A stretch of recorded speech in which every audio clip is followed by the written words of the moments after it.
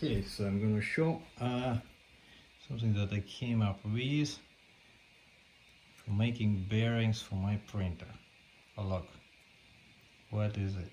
It's two herringbone gears with cutouts, 4 threads to keep them together. The thread is some cheap Kevlar that I bought on Amazon. I think it is actually Kevlar. I mean, it does not seem to burn easily, so yeah. It is pretty smooth bearing. I mean, especially once it wears in, and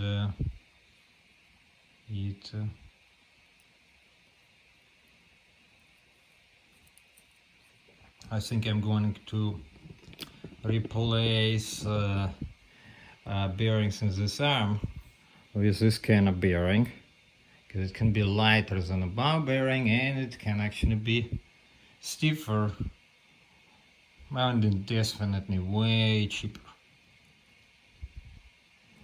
And I need to make some kind of like tensioner for the thread to keep it extremely tight. As you can see here, a thread does not rub on itself.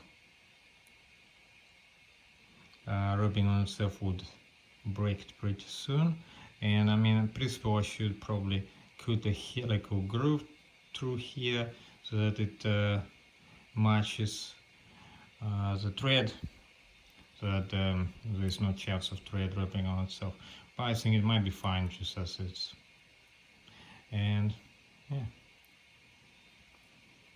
And the reason I would use a herringbone big gear is that like a regular gear when it's printed on FDM, the touch profile is inexact and it might go bumpy on each tooth, right? Whereas herringbone gear teeth are at different angles, measuring in different angles, so that should hopefully keep it from being bumpy. Feels pretty nice, anyhow, like a fidget toy perhaps. Yeah. So yeah, I'm gonna make a smaller version, of course, for here, and I'm gonna use bamboo sticks with more of that Kevlar thread to make like a really stiff but lightweight arm. And interesting thing about it is that this bearing is kind of combination rolling and flexure bearings. The thread acts as a flexure. Note, by the way, that the thread does not rub here at all, it just sits here.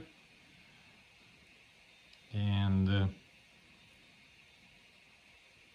another thing is, like, if you're using it for a hinge, you can have a door that opens out, goes out the way 360 degrees.